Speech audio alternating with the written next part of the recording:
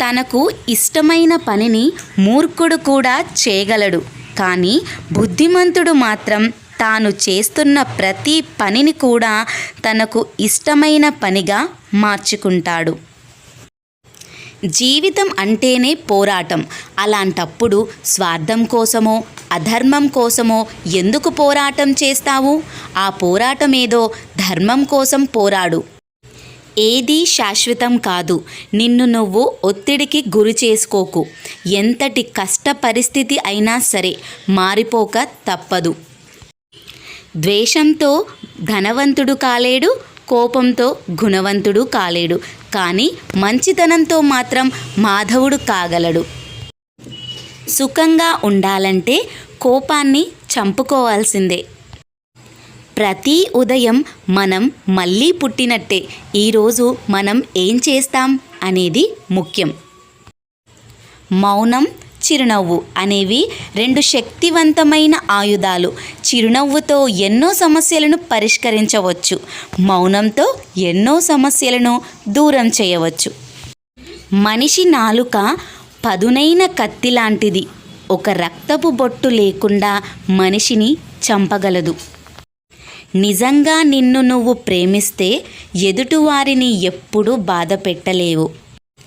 ఒక మనిషి గురించి మరొక మనిషికి జీవితాంతం గుర్తుండిపోయే రెండు విషయాలు: చేతితో చేసిన సాయం, మాటతో మనసుకు చేసిన గాయం. శరీరానికి మరణం ఒక్కసారి మాత్రమే, కానీ మనసుకు తప్పు చేసిన ప్రతిసారి మరణమే. ఆనందంగా ఉండేవారు తమ దగ్గర ఉన్నదాని గురించి మాత్రమే ఆలోచిస్తారు. విచారంగా ఉండేవారు మాత్రం తమ దగ్గర లేని వాటి గురించి మాత్రమే ఆలోచిస్తారు. మనస్సు చెప్పినట్లు మనం వినడం కాదు, మనం చెప్పినట్లు మనసు వినేలా చూసుకోవాలి. మనం చేసే మంచి పనులైనా చెడు పనులైనా మనల్ని నీడలా వెంటాడుతూనే ఉంటాయి. ఇష్టమైన వారి వల్ల మనకు ఆనందమే కాదు, దుఃఖం, బాధ, కష్టాలు కూడా వస్తాయి. పక్కవాడు ఏడుస్తుంటే ఆనందించకు. ఎందుకంటే నీకు ఎందులోనైతే ఆనందం దొరుకుతుందో దేవుడు నీకదే ప్రసాదిస్తాడు. అదుపులేని ఆలోచనలు శత్రువు కన్నా ప్రమాదకరం. నీ బాధకు కారణం ఏదైనా కావచ్చు, కానీ ఆ కారణంతో ఇతరులకు మాత్రం హాని చెయ్యకు.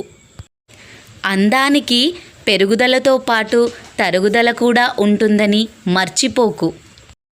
యుద్ధంలో 1000 మంది వీరులను సంహరించే వాడికన్నా తన మనసును తాను జయించేవాడే నిజమైన వీరుడు. హింస అంటే శారీరకమైనదే కాదు, మాటలతో ఎదుటివారిని బాధపెట్టినా అది కూడా హింసే అవుతుంది. ఆశ దుఃఖానికి హేతువు. ఆశ నుండి విముక్తి పొందితే దుఃఖం దూరమవుతుంది. అందరితో కలిసి చెడు దారిలో వెళ్ళే బదులు ఒంటరిగా మంచి దారిలో వెళ్ళడం మేలు.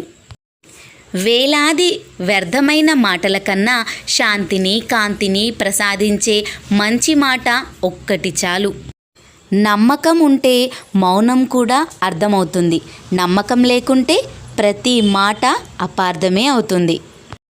వాళ్ళేమనుకుంటారో వీళ్ళేమనుకుంటారో అనుకుంటూ పోతే సగం జీవితం వృధా అవుతుంది. అసలు నువ్వేమనుకుంటున్నావో అది మొదలుపెట్టు. ఈ రోజుల్లో ఏ బంధమూ గొప్పది కాదు. మనతో అవసరమున్నంత వరకే బంధాలైనా బంధుత్వాలైనా. అవసరం తీరితే ఏ బంధమైనా భారమే అవుతుంది. అపార్థం చేసుకోవడానికి అరక్షణం సరిపోతుంది, కానీ అది అబద్ధమని తెలిసినప్పుడు క్షమించడానికి జీవితం కూడా సరిపోదు.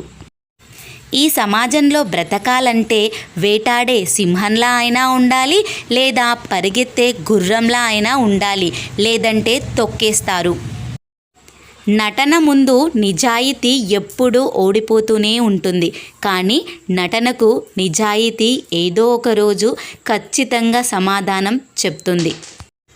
మంచివారి దగ్గర రాముడిలాగానే ఉండాలి, చెడ్డవారి దగ్గర రావణుడిలా ఉండాలి.